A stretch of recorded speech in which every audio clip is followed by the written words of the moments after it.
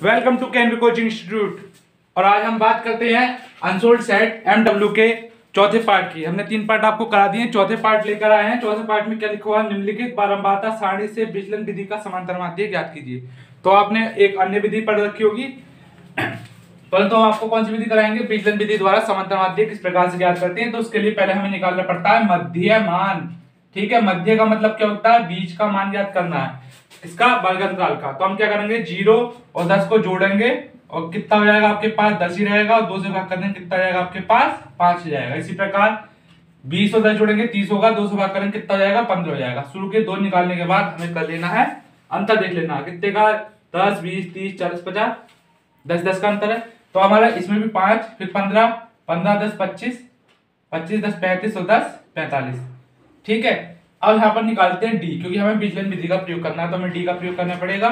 तो यहाँ बीच में लेते हैं 0, ऊपर चलेगा -1 -2, नीचे प्लस का 1 प्लस का 2। ठीक है, साधारण विधि जो है उसमें fx निकालते हैं, परंतु यहाँ पर क्या करते हैं? f इंटू डी, यानी f गुणा डी कर सकते हो, fd कर सकते हो। ठीक है, तो f और d गुणा करेंगे, 5 में कितना होगा? 10 हो जाएगा। 12 करना कितना होगा? 12 हो जाएगा। 0 से गुणा करेंगे 0 हो जाएगा।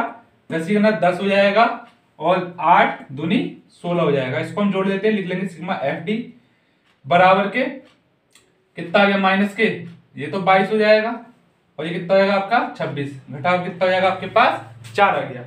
अब जो ये बारंबारता लिखा हुआ है, जो f होती है आपकी, क्या होती है? f होती है। यहाँ पर क्या करेंगे? हम n बराबर लिख लेंगे, इनका योग करेंगे। ठीक है, 5 और 2 7, 5 12 8 20 का 0 हासिल लगे 2 2 और 1 3, तो 5 और 1 6, कितना आ गया हमारे पास? 60 आ गया। ठीक, तो हमारे पास जो है n का मान कितना हो गया? 60 हो गया। ठीक है, एक होता है जो 0 के आगे जो x की वैल्यू होती है वो क्या कहलाता है? a कहलाता है। तो स्मॉल a कर लो या कैपिटल A, उसका मान 25 हो गया। h क्या होता है? डिफरेंस, जितने का अंतर चल रहा है, 10 10 का अंतर चल रहा है, तो h का मान कितना हो गया आपके पास? 10 हो गया। और सिग्मा fd का मान कितना आपके पास? 4 हो गया। तो एक फॉर्मूला है विचलन विधि द्वारा समांतर माध्य ज्ञात करने के लिए, तो लिख लेंगे x बार का मतलब क्या? माध्य या समांतर माध्य। यहाँ पर माध्य लिख देता हूं मैं, या समांतर माध्य भी आप लिख सकते हैं। क्या होता है? a प्लस के सिग्मा fd बटा n गुणा h। ठीक है, a की वैल्यू हमारे पास उपलब्ध है 25, प्लस के चिन्ह आएंगे। fd की वैल्यू कितनी होगी? 4, n की वैल्यू कितनी है आपके पास? 60, और यहाँ h की वैल्यू कितनी है? 10। इससे हम इसको काट सकते हैं, 2 से काटेंगे, 2 दूनी 4, 2 तिया 6, तो 25 तो आपका ऐसे रहा, 2/3 आपका ऐसे रहा।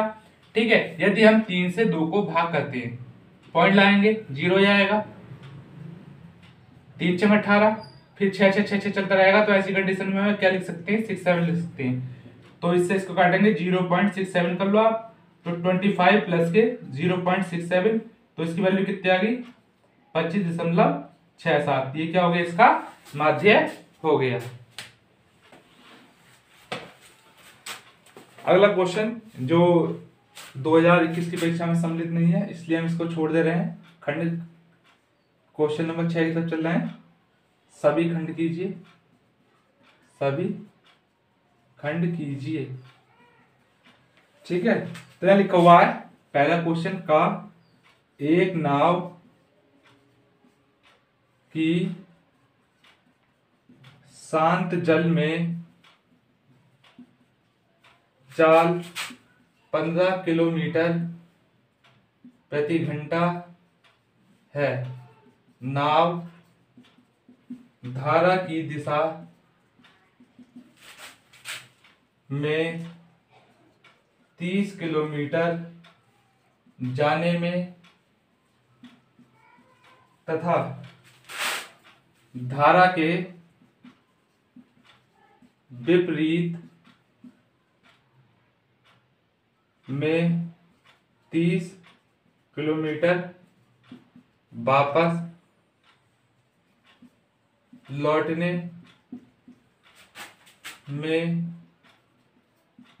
कुल 4 घंटे 30 मिनट, यानी कि 4.5 घंटे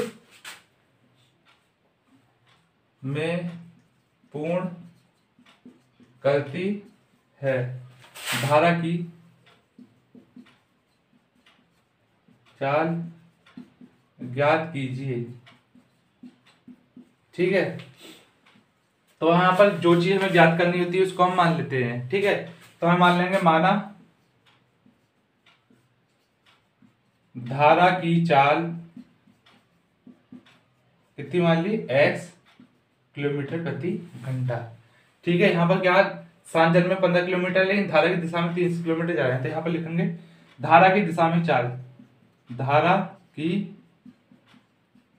दिशा में चाल, तो 15 प्लस के x किलोमीटर प्रति घंटा। धारा की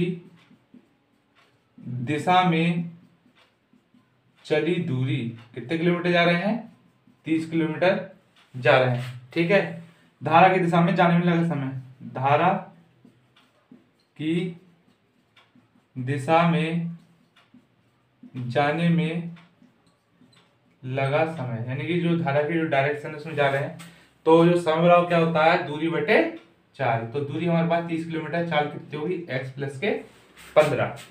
अब इसके विपरीत, ठीक, तो यहां लिखेंगे धारा की विपरीत दिशा में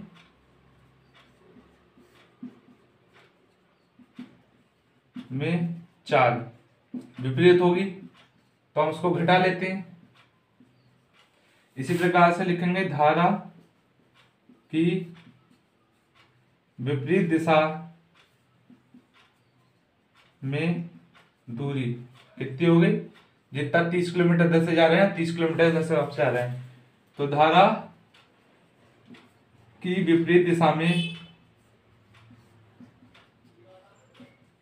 आने में लगा समय, आने में लगा समय वही दूरी बटे चाल।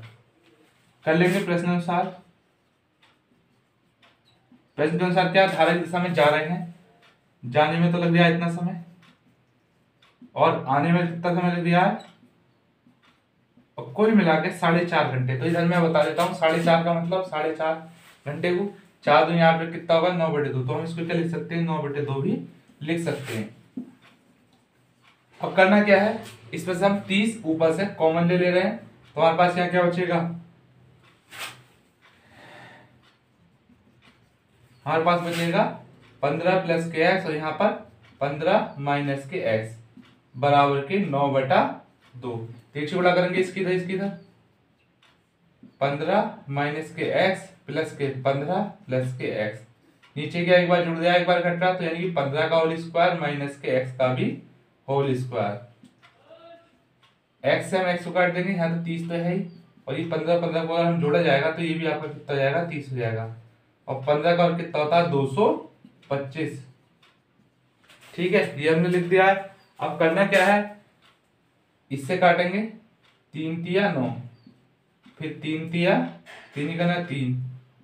ठीक है, ऊपर तो 10 गुणा 10 बचा, और नीचे 225 माइनस के एक्स का स्क्वायर बराबर 1/2। तो ये 10 100 हो जाएगा, और 2 की 3 गुणा हो जाएगी, इधर क्या होगा 25, 225 माइनस के एक्स का स्क्वायर। ये तो 200 हो गया आपके पास, बराबर के 225 माइनस एक्स स्क्वायर, ये इधर आएगा, प्लस का हो जाएगा 225, ये इधर जाएगा, माइनस का हो गया हमारे पास, घटाएंगे कितना हो गया आपके पास, 25 हो गया। तो इसको क्या कर सकते हैं, रूट के 25 कर सकते हैं, तो एक्स बराबर क्या हो गया 5। तो धारा की चाल कितनी होगी जो हमें ज्ञात करनी थी, 5। तो लिख देंगे, अतः धारा की चाल 5 किलोमीटर प्रति घंटा है। यही क्या हो जाएगा आपका आंसर हो जाएगा। काफी पूछे जाने वाला क्वेश्चन है, तो इस पर ध्यान दीजिएगा। स्क्रीनशॉट ले लेना आप इसका, मिटा देते हैं इसको।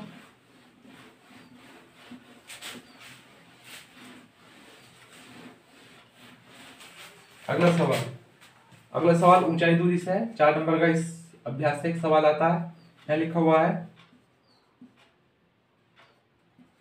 सड़क के एक ओर स्थित एक मकान के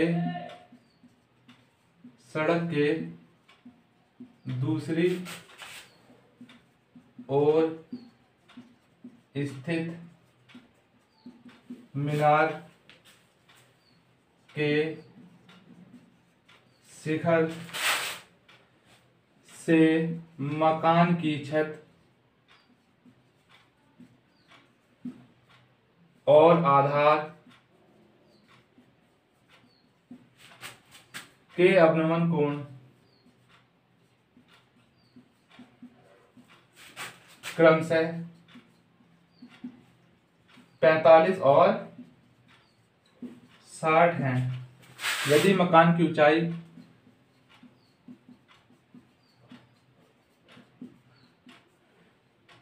10 मीटर है तो मीनार की ऊंचाई ज्ञात कीजिए। तो ये बहुत ही हल्के सवाल होते हैं, बस एक बार इसका चित्र बन जाए तो चित्र पहले समझिए। यहाँ लिखा हुआ है सड़क के एक ओर स्थित मकान, यानी एक तरफ तो हम मकान बना दे रहे हैं और दूसरी तरफ क्या है आपकी एक मीनार। मीनार हमेशा बड़ी होती है, मकान आपका छोटा हुआ है, इसका आधार हम आपस में मिला सकते हैं। अब क्या दिया मीनार के शिखर, मीनार का शिखर ये दिया, मीनार के शिखर से मकान की छत ये दी। तो मीनार के शिखर से मकान की छत और आधार, आधार क्या होगा मकान का आधार ये होगा, आधार के अवनमन कोण, अवनमन कोण है तो ऊपर से लिखा जा रहा। तो इस लाइन को हम आपस में मिला देते हैं, क्रम से लिखते हैं। एक तो 45 हो गया, एक कितना हो गया आपके पास 60 हो गया। ठीक है, तो मीनार की ऊंचाई याद करनी है, इसको हम h मान ले रहे हैं और मकान की ऊंचाई कितनी रखी है आपके पास 10 दे रखी है। इसका नामकरण कर दे रहे हैं, इसको a लिख दो, इसको b लिख दो, इसको c लिख दो, इसको d लिख दो, इसको e लिख दो, इसको आप f लिख सकते हैं। अंदर 45 हो जाएगा, 60 हो जाएगा। ठीक है, तो ये जो दूरी है अगर हम यहाँ से यहाँ तक कितनी 10 होगी, तो अगर ये याद करेंगे तो h में से 10 हमको घटानी पड़ेगी, तो यहाँ से यहाँ तक की दूरी क्या होगी h माइनस के 10 होगी। तो हम मान लेते हैं जो चीज हमें याद करनी होती है, तो पहले लिखेंगे माना मीनार की ऊंचाई कितनी ले ली हमने h मीटर। ठीक है, तो ये बड़ा त्रिभुज है, यहाँ से यहाँ तक दूरी x ले लेते हैं। ठीक है, क्या लिखेंगे त्रिभुज ABC में ए बी बराबर कितना आपके पास h है और बी सी बराबर कितना आपके पास x है। ठीक है, और थीटा का मान कितना है 60 है, तो यहाँ लगाएंगे tan 60 बराबर लंब बटा आधार चलता है तो यानी h बटा x हो जाएगा। आपके पास tan 60 का मान कितना होता है √3 h अपॉन के x, इसकी तरह गुणा कर लो √3 x बराबर के h बटा h, ये इसके साथ गुणा में है, इधर भाग का हो जाता है। कोशिश करना सबसे पहले मैं x का मान ज्ञात करना था। अब हम जो इसमें जो दूसरा त्रिभुज है उसको ले रहे हैं, छोटा त्रिभुज, त्रिभुज ADE, त्रिभुज ADE में यहाँ पर देखेंगे AD का मान कितना आपके पास, AD बराबर आपके पास है h माइनस के 10। ठीक है, इधर कर देते हैं और ED का मान कितना है x, यहाँ पर ले लेंगे त्रिभुज वो लंब बटे आधार है तो कितना होगा, थीटा का मान पहले लिख लो 45, कितना होगा tan 45, लंब आपके पास h माइनस के 10 और आधार कितना आपके पास x है। tan 45 मान कितना होता है 1 होता है, तो h माइनस के 10 तो हम ऐसे कैसे रहने दे रहे हैं, x ऐसे रहने देंगे, इसकी गुणा करेंगे तो x बराबर के h माइनस के 10, जो हमने h का मान यहाँ प्राप्त करा ये रहा, इसको हम इसके अंदर रख देंगे, यहाँ रख देंगे, यहाँ क्या रखेंगे h बटा √3 बराबर के h माइनस के 10, ये 10 इधर आएगा प्लस हो जाएगा। अब क्या कर सकते हैं, दोनों में से हम h कॉमन ले रहे हैं तो 1 माइनस के √3 बचेगा, इसकी हम गुणा कर देंगे, इसकी तरह गुणा करना है तो √3 माइनस के 1 अपॉन के √3 रहा आपके पास। ठीक है, 10 आपका ऐसे कैसे रहेगा और जो भाग में है उसे गुणा में पहुंचा दो और जो गुणा में है वो भाग में, यानी कि h का मान क्या हो गया आपके पास h बराबर के 10 √3 और √3 माइनस के 1। ध्यान रखना ऊंचाई दूरी में कभी भी नीचे रूट में कोई संख्या नहीं आती है, इसलिए हमें करना क्या होगा, इसकी विपरीत चीज यानी कि √3 + 1 से ऊपर और √3 + 1 से हम नीचे गुणा कर देंगे।